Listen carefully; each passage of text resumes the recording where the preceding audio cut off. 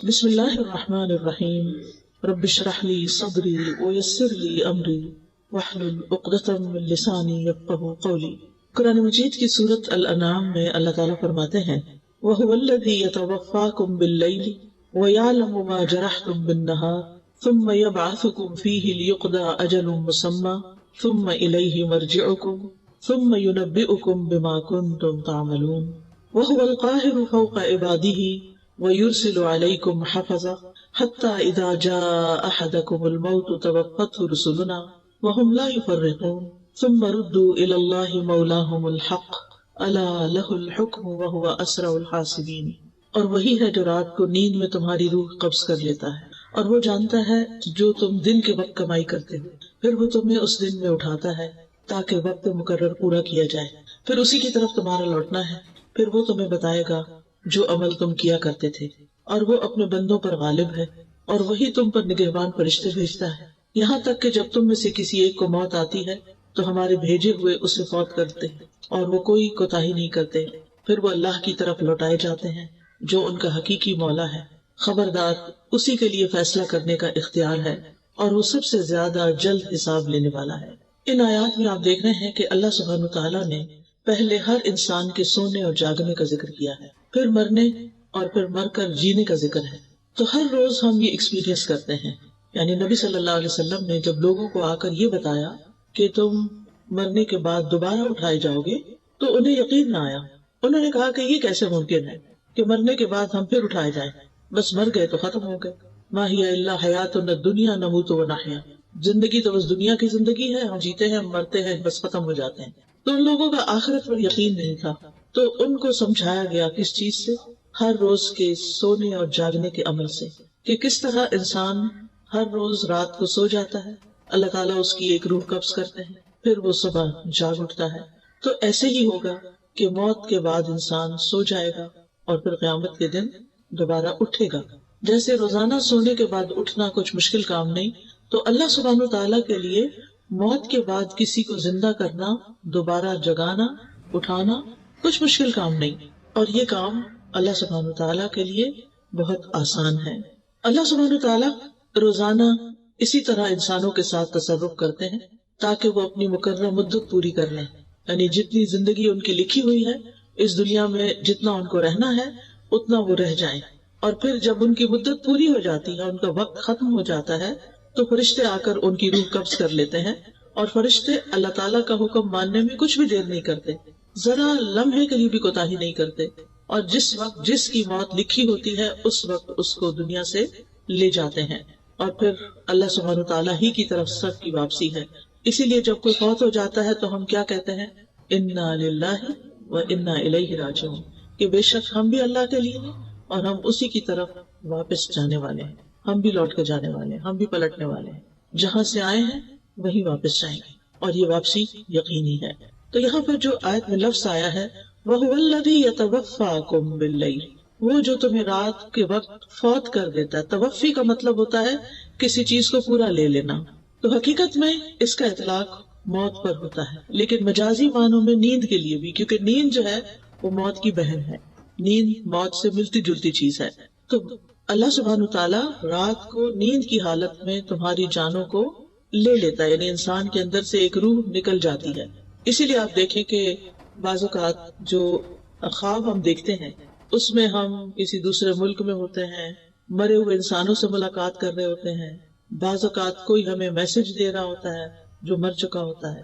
آج اس صبح ایک خاتون نے مجھے میسج کیا کہ میرے داماد کی ایکسیڈنٹ میں ڈیتھ ہوئی ہے، اور وہ 4 دفعہ مجھے خواب میں آ کے ایک ہی بات کہتا ہے، اور جب وہ بات کہہ دیتا ہے تو اس کے بعد یکا خوف سے میری آنکھ کھل جاتی ہے۔ تو آپ بتائیں کہ اس کا ہم کریں کیا؟ تو میں نے کہا کہ پہلے آپ مجھے یہ بتائیں وہ کیا کہتا ہے۔ وہ کہتا ہے کہ آپ میری امی سے جا کے کہیں کہ میرے ساتھ ایسا سلوک نہ کریں، میں ان کا بیٹا ہوں، میں انہی کا بیٹا ہوں، اور وہ میرے ساتھ ایسے نہیں کریں۔ اب کیسے نہیں کرے؟ تو میں نے کہا کہ اس سے تو یہی اشارہ ملتا ہے کہ ماں کسی بات پر اس سے خفا تھی جب وہ فوت ہوا ہے، ناراض تھی، اور شاید اس ناراضگی کا کچھ اثر ابھی تک دل میں باقی ہے۔ تو ظاہر ہے کہ اگر کوئی شخص فوت ہو جاتا ہے اور اس کی ماں اس سے ناراض ہے تو پھر خیر نہیں، پھر کچھ نہ کچھ آگے اس کی پکڑ ہے، کتنی ہو تو اللہ ہی بہتر جانتا ہے، لہٰذا دنیا میں انسانوں کے ساتھ ہمیں اپنے معاملات صاف کر لینے چاہیے. ہمیں نہیں پتا کہ ہماری موت کب آ جائے گی، ہم کب دنیا سے چلے جائیں گے، اور اس بات سے تو بہت ڈرنا چاہیے کہ ہماری وجہ سے ہماری ماں روئے، ہمارے کسی سلوک پر، ہمارے کسی رویے پر، ہمارے کسی طریقے پر، ہماری کسی عادت پر، تو ماں کو رلانا نہیں چاہیے. ایک مرتبہ نبی صلی اللہ علیہ وسلم کے پاس ایک شخص آیا اور کہنے لگا کہ میں آپ کے ساتھ ہجرت اور جہاد کرنا چاہتا ہوں. آپ نے پوچھا تم نے اپنے ماں باپ کو کس حال میں چھوڑا؟ تو وہ بولا کہ وہ رو رہے تھے، کیونکہ میں ایک ہی تھا ان کی خدمت کرنے کے لیے، تو وہ رو رہے تھے. آپ نے فرمایا تم واپس جاؤ، ففیہما فجاہد، انہی میں جا کے جہاد کرو، انہیں ان کی خدمت کرو، اور جس طرح تم انہیں رلا کے آئے ہو ایسے ہی جا کر تم انہیں ہنساؤ. تو ہم میں سے ہر ایک کا یہ فرض بنتا ہے کہ وہ اپنے ماں باپ کے ساتھ حسن سلوک کرے اور ماں باپ کو خوش رکھے. اگر کسی بات پر ماں باپ کے ساتھ اختلاف بھی ہو تو بھی اس اختلاف کو جلد ختم کر لینا چاہیے. بعض اوقات ماں باپ ایسی باتیں کہتے ہیں جو ہمیں پسند نہیں ہوتی، یا ایسی بات کہتے ہیں جو ہمارے لیے ماننی بہت مشکل ہوتی ہے، لیکن پھر بھی اس میں آپس میں بات چیت کر کے کوئی نہ کوئی اس کا حل، کوئی نہ کوئی اس کا راستہ ضرور نکالنا چاہیے. اور اس حال میں موت ہرگز نہیں آنی چاہیے کہ ماں باپ ناراض ہوں، وہ دونوں یا کوئی ایک. اور اگر ہم نے نادانی میں ایسا کچھ کر لیا ہے، ہم نے اپنی زندگی میں کوئی ایسے کام کیے کہ جس سے وہ خوش نہیں تھے اور وہ دنیا سے جا چکے ہیں، تو ان کے پیچھے ان کے لیے خوب خوب دعائیں کریں، ان کی بخشش کی دعائیں کریں، ان کی طرف سے صدقہ خیرات کریں، ان کے رشتہ داروں سے حسن سلوک کریں. کیونکہ والدین کے مرنے کے بعد جو ان سے حسن سلوک ہوتا ہے اس کا ایک حصہ یہ ہے کہ زندگی میں وہ جن لوگوں سے محبت کرتے تھے، جن لوگوں کا وہ خیال رکھتے تھے، ان کا خیال رکھا جائے، یعنی ان سے محبت کی جائے، ان کو پوچھا جائے. بعض اوقات تو اپنے بہن بھائیوں کو، رشتہ داروں کو جو مالی لحاظ سے کمزور ہے ان کی کچھ مال سے مدد کرتے تھے، اور اگر اللہ ہمیں توفیق دے تو اپنے والدین کی ان رشتہ داروں کی مالی مدد جاری رکھنی چاہیے. اسی طرح اگر وہ کسی خاص موقع پر کوئی صدقہ خیرات کرتے تھے تو وہ صدقہ خیرات ان کی طرف سے جاری رہنا چاہیے جب تک ہم زندہ ہیں. پھر ہمارے بعد ہماری اولاد تو جو بھی کرے گی، لیکن ہم اپنے والدین کی لیگیسی کو آگے لے کے بڑھنے والے ہوں. حضرت عمر رضی اللہ عنہ کے ایک بیٹے تھے عبداللہ بن عمر، جو نبی صلی اللہ علیہ وسلم کی ہر معاملے میں بہت اتباع کیا کرتے تھے، بہت پیروی کرتے تھے. تو ایک بار وہ حج پہ جا رہے تھے. ان کا طریقہ یہ تھا کہ جب حج پہ جاتے تھے تو اونٹ کے ساتھ ساتھ اپنا گدھا بھی رکھتے تھے. آپ کو معلوم ہے کہ اونٹ کی سواری تھکا دینے والی ہوتی ہے، اور جب وہ اونٹ پر بیٹھے بیٹھے تھک جاتے تھے تو پھر گدھے کو سواری کے لیے استعمال کرتے تھے. اور راستے میں چونکہ مٹی گرد بہت ہوتی تھی تو وہ اپنے سر پہ پگڑی پہنتے تھے. اب وہ جا رہے تھے تو راستے میں ایک بدو ملا، تو اس سے ملاقات کی تو پتہ چلا کہ یہ حضرت عمر کے دوست کا بیٹا ہے. تو انہوں نے اپنا گدھا بھی اور اپنی پگڑی دونوں ان کو دے دی. تو حضرت عبداللہ بن عمر کے ساتھی کہنے لگے کہ آپ نے تو دونوں چیزیں اس کے حوالے کر دی، آپ کا سفر کیسے گزرے گا؟ تو کہنے لگے کہ یہ میرے والد عمر کے دوست کا بیٹا تھا، تو مجھے خیال آیا کہ میں اس کے ساتھ حسن سلوک کروں، کیونکہ اس کا باپ میرے باپ کا دوست تھا. تو ہمارا دین کہاں تک ہمیں خیر خواہی اور خیال رکھنے اور رشتوں کو نبھانے اور تعلقات کو نبھانے کا حکم دیتا ہے. اور یہ صحابہ کرام تھے جن کے دلوں میں دنیا کی محبت نہیں تھی، اپنے لیے کم ہی کچھ بچا کے رکھتے تھے، دینے والے تھے. اور عربوں کے دل تو ویسے بھی بڑے وسیع ہوتے ہیں اور ایک قدرتی بھی ان کے اندر دینے کا مزاج پایا جاتا ہے، لیکن اسلام نے آ کر اس دینے کے مزاج کو اور خوبصورت بنا دیا اور اللہ کی خاطر کرنے والا بنا دیا، جس کا پھر اجر ہی اجر ہے. تو بات میں یہ کر رہی تھی کہ بعض اوقات نیند کے وقت انسان خواب میں ایسی ایسی جگہوں پر پہنچ جاتا ہے، حالانکہ فزیکلی وہ بستر پر ہوتا ہے، تو وہ دراصل اس کی روح ہوتی ہے، اور وہ روح سے ملاقات کر سکتی ہے، یعنی گھوم پھر کے، اور پچھلے فوت شدہ لوگوں سے یا زندہ لوگوں سے یا کچھ بھی. تو یہ اللہ تعالیٰ کا ایک ایسا نظام ہے، اللہ تعالیٰ کی قدرت کا ایک ایسا مظہر ہے جسے ہم سب ایکسپیرینس کرتے ہیں. اور اس سے پتہ چلتا ہے کہ اللہ سبحانہ تعالیٰ وہ کام کرتا ہے جو بندے نہیں کر سکتے.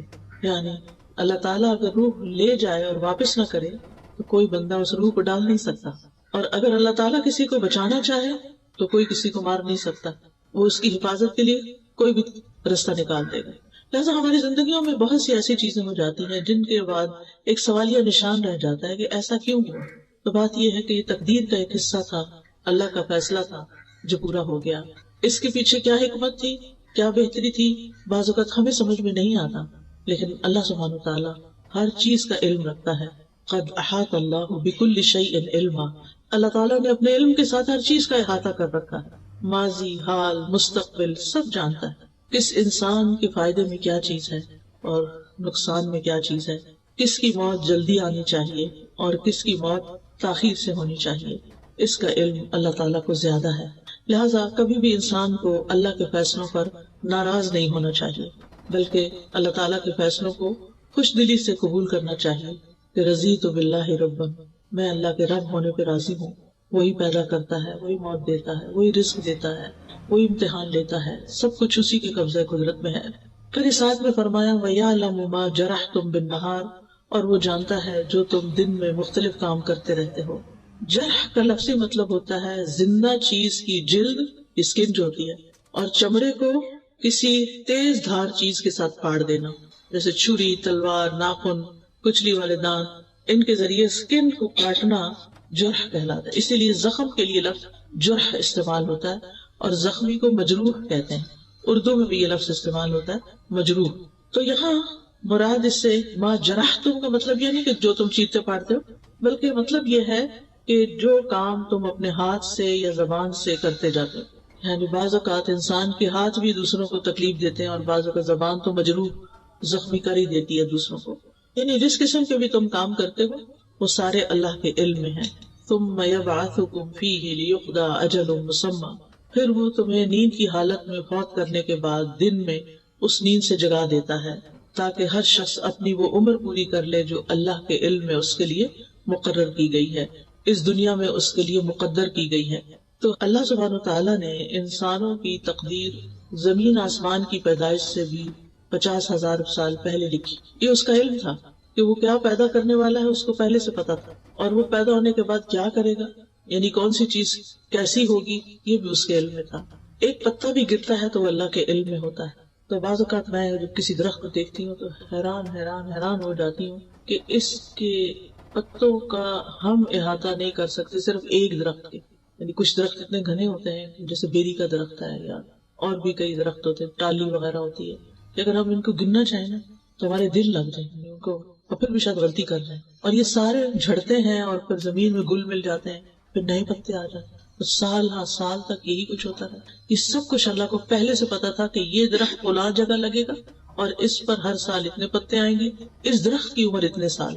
ہمیں نہیں پتا ہوتا کب یہ درخت جل جائے، ختم ہو جائے، لیکن اللہ کو پتا ہے۔ ایسے ہی انسانوں کے بارے میں ہمیں نہیں پتا ہوتا کب کس دن کس کی موت کا وقت لکھا ہے اور وہ آ جائے، لیکن اللہ کو پتا ہوتا ہے۔ تو یہ اللہ تعالیٰ کا علم ہے، اور یہاں سے یہ بات بھی پتہ چلتی ہے کہ موت کا وقت مقرر ہے، وہ آگے پیچھے نہیں کیا جا سکتا۔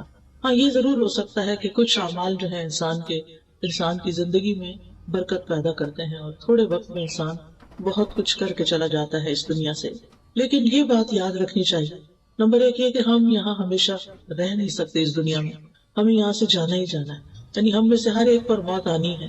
اور دوسری بات یہ ہے کہ موت کے بعد اللہ کے پاس جانا ہے، اللہ کو منہ دکھانا ہے۔ ثم الیہ مرجعکم، یعنی تمہارا اس دنیا میں اپنی زندگی کے پورا ہو جانے کے بعد اکیلے اللہ کی طرف لوٹ جانا ہے۔ ٹھیک ہے، لوٹ جانا ہے، پھر کیا ہوگا؟ ثم ینبئکم، پھر وہ تمہیں بتائے گا، بما کنتم تعملون، جو کچھ تم کرتے رہے۔ ہم میں سے ہر ایک کو سوچنا چاہیے وہ کیا کر رہا ہے اپنی زندگی کے ساتھ، کیا وہ جو کچھ کر رہا ہے وہ اللہ تعالیٰ کی پسند کے مطابق ہے یا اللہ تعالیٰ کی ناراضگی کے مطابق۔ ہم بعض اوقات بڑے اچھے کام کر رہے ہوتے ہیں، لیکن اس سے ہمارے دل میں کبھی بھی یہ خیال نہیں آیا کہ یہ ہم اللہ کو خوش کرنے کے لیے کر رہے ہیں۔ ہم کر رہے ہیں کیونکہ ہمیں اچھے لگتے ہیں، وہ کام ہمارے دل کو اچھے لگتے ہیں، ہمارے نفس کے مطابق ہوتے ہیں، ہمارا پیشن ہوتے ہیں، وہ اس لیے ہم کر رہے ہوتے ہیں۔ لیکن ہم میں سے ہر ایک کو سوچنا چاہیے کہ جو کچھ بھی وہ کر رہا ہے وہ کس کے لیے کر رہا ہے اور اس کا بدلہ وہ کس سے چاہتا ہے۔ ثم ینبئکم بما کنتم تعملون، اب یہ جو بتایا جائے گا نا تو اس سے پتہ چلتا ہے کہ ہم میں سے ہر ایک اپنا نامہ اعمال دیکھے گا، اور جب دیکھے گا تو پکار اٹھے گا، ما لہذا الکتاب لا یغادر صغیرۃ ولا کبیرۃ الا احصاها، اس کتاب کو کیا ہو گیا ہے کہ اس نے نہ کوئی چھوٹی بات چھوڑی ہے نہ کوئی بڑی، مگر اس کو گن گن کے لکھ لیا ہے، شمار کر لیا ہے۔ مثلاً اگر ایک انسان کو جھوٹ بولنے کی عادت ہے اور وہ زندگی میں 1000 جھوٹ بولتا ہے تو صرف جھوٹ نہیں لکھے ہوں گے بلکہ جھوٹوں کی تعداد بھی لکھی ہوئی ہوگی، کتنے 1000 جھوٹ بولے اس شخص نے۔ اور اسی طرح باقی اعمال بھی، اتنی رکعتیں اس نے پڑھی، اتنے قرآن کے حرف پڑھے، کیونکہ ہر حرف پہ 10 نیکیاں ملنے والی ہیں، تو وہ حروف بھی گنے ہوئے ہوں گے. ایک ایک ذرہ جو ہے اس کا بدلہ ہے. قرآن مجید میں آتا ہے ان اللہ لا یظلم مثقال ذرۃ وان تک حسنۃ یضاعفها ویؤت من لدنہ اجرا عظیما. اللہ کسی جان پر ایک ذرے جتنا بھی ظلم نہیں کرتا.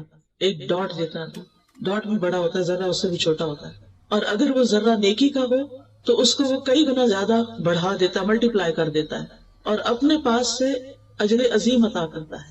یہ ہے ہمارا رب اللہ الرحمن، کہ جو ہماری نیکیوں کی اس قدر قدردانی کرتا ہے کہ بڑے اعمال تو اپنی جگہ، لیکن چھوٹا سا عمل بھی وہ قبول کرتا ہے. وہ چھوٹے سے عمل سے بھی راضی ہو جاتا ہے، اور اگر خلوص کا ذرے جتنا عمل بھی ہو تو اس کو بھی اللہ سبحانہ وتعالیٰ بہترین اجر سے نوازے گا.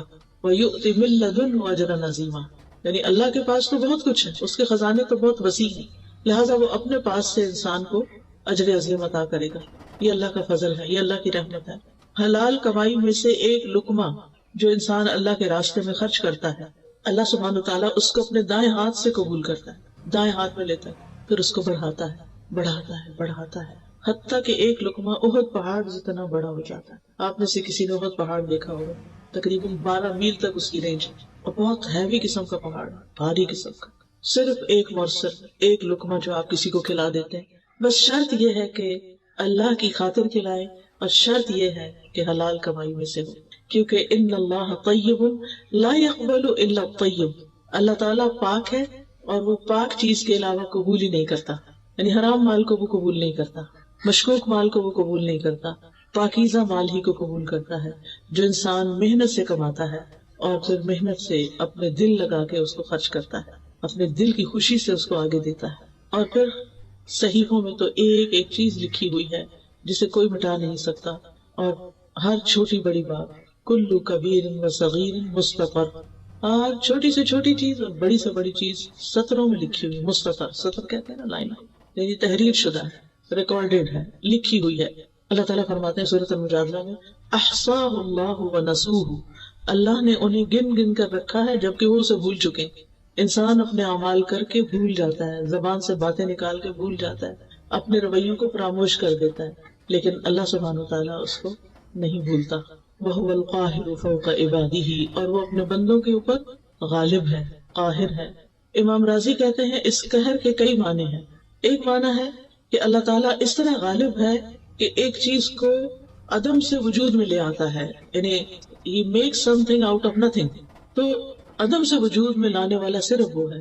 ہم انسان جو کچھ بناتے ہیں وہ اللہ کے بنائے ہوئے چیزوں کو مولڈ کرتے رہتے ہیں، اسی کو ڈھالتے ہیں مختلف شکلوں میں، ان کو بنا لیتے ہیں، اپنے پاس سے کچھ نہیں کر سکتے کہ کوئی چیز سرے سے ہے ہی نہیں اور ہم اس کو ایجاد کر لیں. دوسرا یہ ہے کہ جو چیزیں موجود ہیں ان کو وہ فنا کرنے پر بھی غالب ہے، یعنی نہیں تو بنانے پہ قادر ہے، اور ہے تو اس کو ملیامیٹ کرنے پر بھی قادر ہے. اور پھر تیسری چیز یہ ہے کہ متضاد چیزوں کو پیدا کرتا ہے، یعنی رات اور دن اور اسی طرح بہت ساری چیزیں. اور چوتھی بات یہ ہے کہ وہ اپنے فیصلوں کو نافذ کرنے پہ قادر ہے، یعنی جو اس نے ڈیسائیڈ کیا ہو وہ اس کو کر لیتا ہے. یعنی انما امرہ اذا اراد شیئا ان یقول له کن فیکون، اس کو صرف کن کہنے کی ضرورت ہوتی ہے. 4 چیزوں کو اس نے اپنے ہاتھ سے بنایا، باقی سب کن کہہ کے بنایا. وہ 4 چیزیں کون سی ہیں؟ قلم، آدم علیہ السلام، جنت عدن اور عرش الہی، اور باقی چیزیں کن کہہ کے. ان 4 چیزوں کو اللہ نے بڑی عزت بخشی ہے. قلم کو عزت دی ہے، عرش کو عزت دی ہے، آدم علیہ السلام کو عزت دی ہے، اور جنت عدن کو عزت دی ہے. پھر فرمایا وَيُرْسِلُ عَلَيْكُمْ حَفَظًا، وہ تم پر نگران بھیجتا ہے، یعنی فرشتے. حفاظت کے فرشتوں کی 2 قسمیں ہیں. ایک وہ ہیں جو ہمارے جسم کی حفاظت پر مامور ہیں، بدن کی حفاظت کرتے ہیں اور اس کو گھیرے ہوئے ہوتے ہیں، اس سے شیطان کی تکلیفوں کو دور کرتے ہیں. سورۃ الرعد میں آتا ہے لَهُ مُعَقِّبَاتٌ مِّن بَيْنِ يَدَيْهِ وَمِن خَلْفِهِ يَحْفَظُونَهُ مِنْ أَمْرِ اللَّهِ، اس کے لیے اس کے سامنے سے اور اس کے پیچھے سے پہرے دار مقرر ہیں جو اللہ کے حکم سے اس کی حفاظت کرتے ہیں. يَحْفَظُونَهُ مِنْ أَمْرِ اللَّهِ، یعنی من امر اللہ سے مراد بِأَمْرِ اللَّهِ، اللہ کے حکم کے ساتھ. دوسرے وہ فرشتے ہیں جو انسان کے اعمال کی حفاظت پر مامور ہیں، یعنی جو ایک ایک حرکت اور ایک ایک کام پر نگاہ رکھتے ہیں اور ہر ایکشن، ہر چیز کا پورا ریکارڈ مینٹین کر رہے ہیں. جیسے کہ اللہ تعالیٰ فرماتے ہیں ام یحسبون انا لا نسمع سرهم ونجواهم بلا ورسلنا لدیہم یکتبون، کیا وہ سمجھتے ہیں کہ ہم ان کے راز اور ان کی سرگوشیاں نہیں سنتے؟ یعنی یہ جو چھپ چھپ کے باتیں کرتے ہیں ہمیں نہیں پتا، کیوں نہیں؟ ہمارے بھیجے ہوئے فرشتے ان کے پاس ہی لکھتے رہتے ہیں. ہم سمجھتے کوئی نہیں سن رہا، ہم دائیں دیکھتے ہیں بائیں دیکھتے ہیں اوپر نیچے دیکھتے کوئی نہیں، اب بات کر لو. نہیں، فرشتے تو کہیں نہیں جاتے، وہ تو ادھر بیٹھے ہوتے ہیں. آپ شروع کرتے ہیں لکھ کے یا بول کے یا وسپر کر کے، وہ ساتھ ہی لکھنا شروع کر دیتے ہیں اور ریکارڈ کر لیتے ہیں. لہذا انسان کہیں بھی محفوظ نہیں ہے کہ وہ کہیں چھپ جائے یا اللہ سے بھاگ جائے. بھاگ کے دکھائے نہیں بھاگ سکتے، جانا تو اسی کے پاس ہے. کوئی موت سے نہیں بھاگ سکتا، کوئی اللہ تعالیٰ کے حضور حاضر ہونے سے نہیں بھاگ سکتا. جو بھاگے گا اس کو پکڑ کر اللہ کے حضور حاضر کر دیا جائے گا. اور ان فرشتوں کو حافظین بھی کہا گیا ہے. وَإِنَّ عَلَيْكُمْ لَحَافِظِينَ كِرَامًا كَاتِبِينَ يَعْلَمُونَ مَا تَفْعَلُونَ. اور بے شک تم پر یقیناً نگران مقرر ہیں جو معزز لکھنے والے ہیں، وہ جانتے ہیں جو کچھ تم کرتے، ان کو سب پتا ہے، تمہارے کھلے چھپے ہر چیز کا انہیں علم ہے. اب سوال یہ پیدا ہوتا ہے کہ اللہ تعالیٰ نے فرشتوں کے ذریعے نامہ اعمال کیوں لکھوایا ہے؟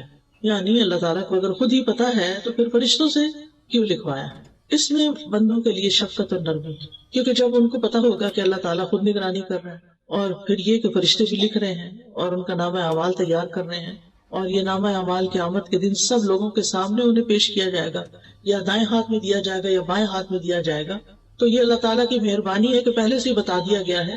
اور اس طرح وہ اپنے اس نامہ اعمال کی حفاظت کرتے ہیں کہ یہ سب کے سامنے آ جائے گا تو اس کی بہت سخت شرمندگی ہوگی.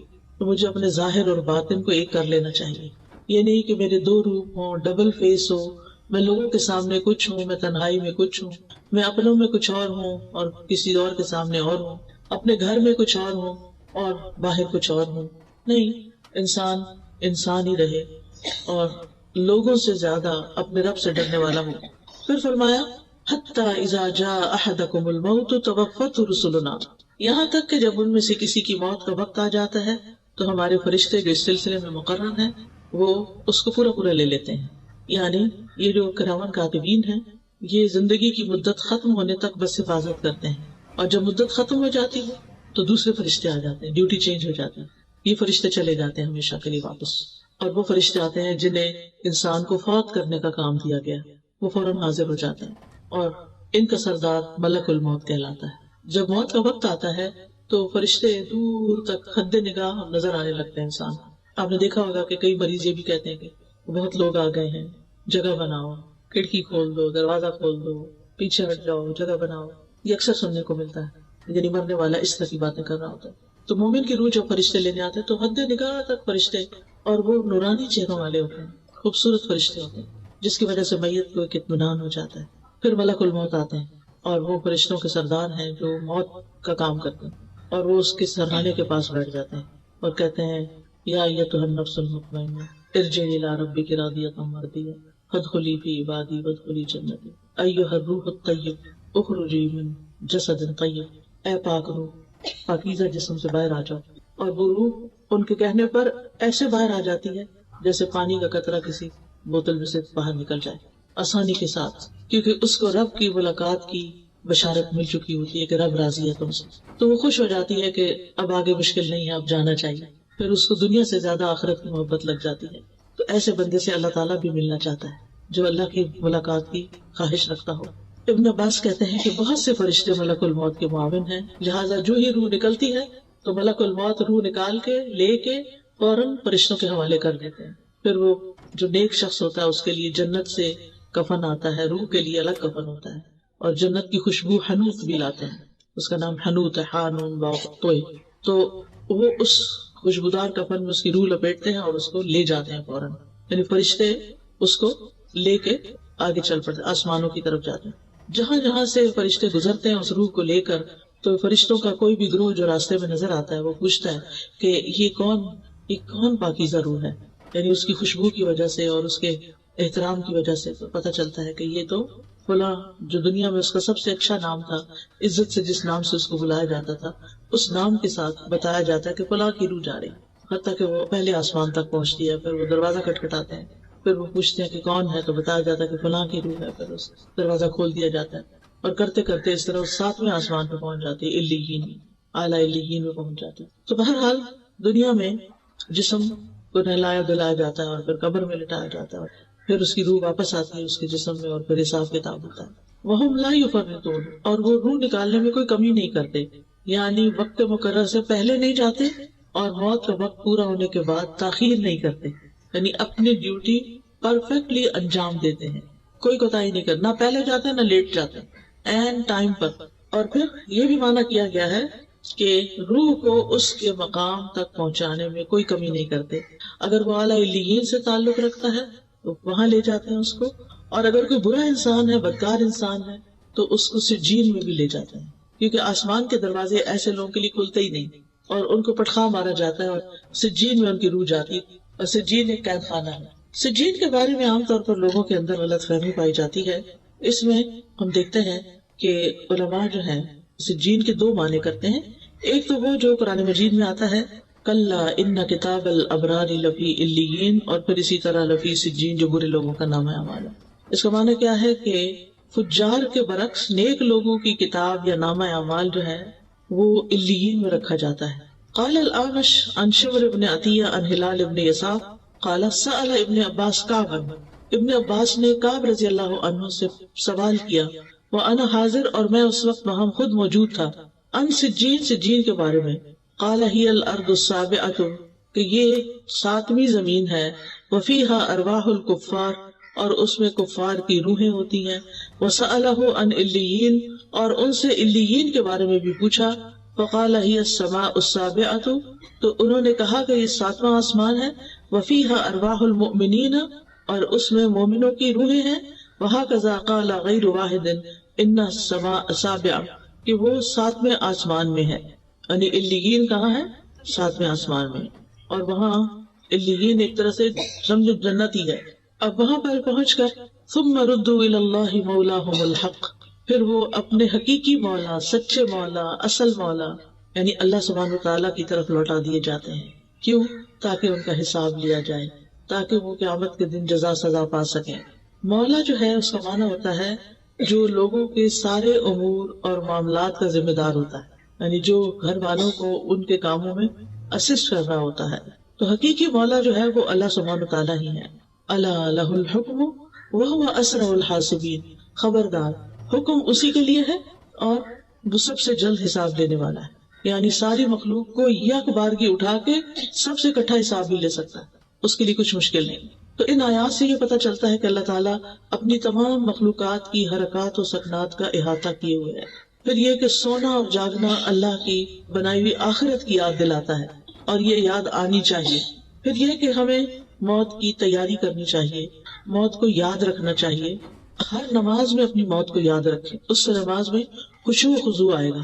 پھر موت کی حقیقت پہچاننے کے لیے دوسری مصیبتیں ہلکی ہو جاتی ہیں، اور کسی کی موت کی خبر سن کے اپنی موت کے بارے میں ضرور سوچیں۔ یہ نہ سوچیں کہ ہمارا تو اس سے تعلق کوئی نہیں، وہ تو دوسرا خاندان ہے اور اس کو کووڈ-19 کی ویکسین سوٹ نہیں کی، لہٰذا اس پر تو یہ مسئلہ ہو گیا اور ایسا فوت ہو گیا، تو ہماری تو ابھی نہیں باری۔ نہیں، کسی کو نہیں پتا کون لائن کے کس نمبر پر ہے۔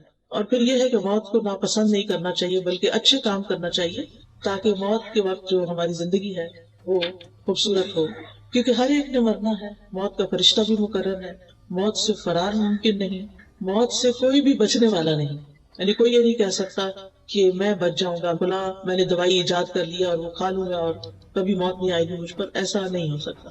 پھر یہ کہ موت کا وقت اور جگہ بھی مقرر ہے۔ پھر یہ بھی یاد رکھنا چاہیے کہ موت کی سختیاں بھی ہیں، کلا اذا بلغت التراقی وقیل من راق وظن انہ الفراق والتفت الساق بالساق، ہرگز نہیں وہ وقت یاد کرو جب جان ہنسلیوں تک پہنچ جائے گی اور کہا جائے گا ہے کوئی دم کرنے والا، دم جھاڑ کرنے والا، اور وہ یقین کر لے گا کہ یقیناً جدائی کا وقت آ گیا ہے، پنڈلی پنڈلی کے ساتھ لپٹ جائے گی، اس دن تیرے رب ہی کی طرف روانگی کا وقت ہے۔ انبیاء علیہ السلام کو بھی موت کی شدت محسوس ہوئی تھی۔ اب یہ ہے کہ اگر کوئی اپنے قریبی لوگوں میں سے فوت ہو جائے تو کیا کرنا چاہیے؟ خبر سنتے ہی پہلے الفاظ انا للہ و انا الیہ راجعون پڑھنے چاہیے، پھر اس شخص کے لیے دعا کرنی چاہیے، لواحقین کے لیے دعا کرنی چاہیے، زبان سے رب کو راضی کرنے والے کلمات ہی کہنے چاہیے، یعنی ایسی باتیں نہیں کرنی چاہیے کہ جس سے اللہ تعالیٰ ناراض ہو، اللہ کی ناراضگی کے جملے نہیں بولتے، اللہ سبحانہ تعالیٰ کی تعریف کرنی چاہیے، صبر کرنا چاہیے۔ حدیث میں آتا ہے کہ صدمے کی پہلی چوٹ پر صبر کرنا، یعنی اصل صبر کیا ہے؟ جب چوٹ لگے تو اس وقت صبر کرے انسان، یعنی کہ پہلے رونا دھونا مچا لے، چیخ چلا لے، پھر بعد میں کہ میں نے اب صبر کر لیا، وہ تو سب کو ہی آ جاتا ہے۔ یہ یاد رکھنا چاہیے کہ صبر کرنے سے اجر مل جائے گا، انما یوفی الصابرون اجرہم بغیر حساب، اور بے صبری کرنے سے کچھ بھی نہیں ملے گا، بلکہ اگر بے صبری میں اللہ تعالیٰ کی ناراضگی کے کلمات منہ سے نکل گئے تو الٹا شامت آ جائے گی۔ پھر یہ کہ ایک دوسرے کو صبر کی تلقین کرنی چاہیے، غم کے موقع پہ جزا فضا نہیں کرنی چاہیے، نوحہ نہیں کرنا چاہیے۔ پھر میت کے پاس خیر والے کلمات بولیں، اس کی خوبیوں کا ذکر کریں، اس کی اچھی صفات کا ذکر کریں، کیونکہ وہ اس کے حق میں لکھے جاتے ہیں، اور اگر اس کے بارے میں بری باتیں کی جائے تو وہ بھی لکھی جاتی ہیں جن پر اس کو سزا ہو سکتی ہے۔ پھر جلد کفنانے دفنانے کا انتظام کرنا چاہیے۔ میت کے اوپر اگر قرض ہو پہلے اس کا قرض ادا کر دیا جائے۔ پھر قریبی رشتہ داروں کو میت کا غسل دینا چاہیے، بیری کے پانی سے۔ سفید اور اچھا کفن پہنانا چاہیے، ریشمی نہیں، کاٹن کا ہو۔ پھر جو میت کو کفن پہنائے اللہ سبحانہ وتعالیٰ اسے قیامت کے دن سندس کا لباس پہنائے گا، جو خرچہ کرے گا وہ پہنائے گا اپنی طرف سے۔ پھر یہ کہ عورتوں کو جنازے کے ساتھ نہیں جانا چاہیے۔ پھر دفنانے کے بعد روح کے میت کی بخشش کی دعا کرنی چاہیے، اور رشتہ داروں کو تو بعد میں ہر روز خود اپنی نمازوں کے بعد دعا کر لینی چاہیے، کیونکہ میت کو سب سے زیادہ بخشش کی دعا چاہیے ہوتی ہے۔ حدیث میں آتا ہے نبی صلی اللہ علیہ وسلم جب میت کو دفن کر کے فارغ ہو جاتے تو اس کی قبر پر رکتے اور فرماتے اپنے بھائی کے لیے استغفار کرو۔ پھر اولاد کی دعا جو ہے وہ والد کے حق میں قبول ہوتی ہے۔ اولاد کی دعا میت کی یعنی اپنے والدین کی درجات کی بلندی کا باعث بھی ہوتی ہے۔ 3 اعمال کے علاوہ باقی اعمال کے سلسلے ختم ہو جاتے ہیں، صدقہ جاریہ یا وہ علم جس سے نفع اٹھایا جا رہا ہے، یا وہ نیک اولاد جو اس کے لیے پیچھے سے دعائیں کرے، بس۔ پھر خیر کا کوئی کام بھی اس کی طرف سے کیا جائے گا تو اس کو ثواب ملے گا انشاءاللہ۔ پھر میت کی طرف سے صدقہ بھی کرنا چاہیے۔ اس میں حضرت عائشہ سے روایت ہے کہ ایک آدمی نے پوچھا کہ میری ماں صدقہ کرنا بہت پسند کرتی تھی، اگر میں اس کی طرف سے کروں تو کیا مجھے فائدہ ہوگا؟ تو آپ نے فرمایا ہاں۔ ابن عباس کہتے ہیں کہ سعد بن عبادہ کی والدہ ان کی غیر موجودگی میں فوت ہو گئی۔ انہوں نے عرض کیا اللہ کے رسول صلی اللہ علیہ وسلم میری والدہ فوت ہو گئی اور میں موجود نہیں تھا، کیا ان کی طرف سے میرا صدقہ کرنا ان کو فائدہ دے گا؟ آپ نے فرمایا ہاں۔ تو سعد نے کہا میں آپ کو گواہ بناتا ہوں کہ میرا پھلدار باغ ان کی طرف سے صدقہ ہے۔ پھر میت کے چھٹے ہوئے روزے رکھنے چاہیے جو ان کے وارثین وغیرہ ہوں۔ پھر میت کی طرف سے ہو ممکن تو حج بھی کیا جائے۔ اور پھر یہ کہ دعا میں اللہ تعالیٰ نے بہت فائدہ رکھا ہے، دعائیں خوب کرنی چاہیے آخرت کی کامیابی کے لیے، امتحان میں ثابت قدمی کے لیے، کیونکہ انسان جیسے دنیا میں بھی نروس ہو جاتا ہے نا امتحان میں، تو آخرت کا امتحان تو اس سے بھی سخت ہے۔ تو اللہ تعالیٰ ان لوگوں کو ثابت قدمی عطا فرمائے گا جو نیک باتوں کے ساتھ اس دنیا میں ثابت قدم رہتے ہیں۔ یثبت اللہ الذین آمنوا بالقول الثابت فی الحیات الدنیا وفی الآخرہ۔ تو اللہ تعالیٰ سے دعا ہے کہ وہ ہمیں ہدایت کے راستے پر ثابت قدمی عطا فرمائے تاکہ جب ہم اس سے ملیں تو وہ ہم سے راضی ہو جائیں۔ وآخر دعوانا ان الحمد للہ رب العالمین۔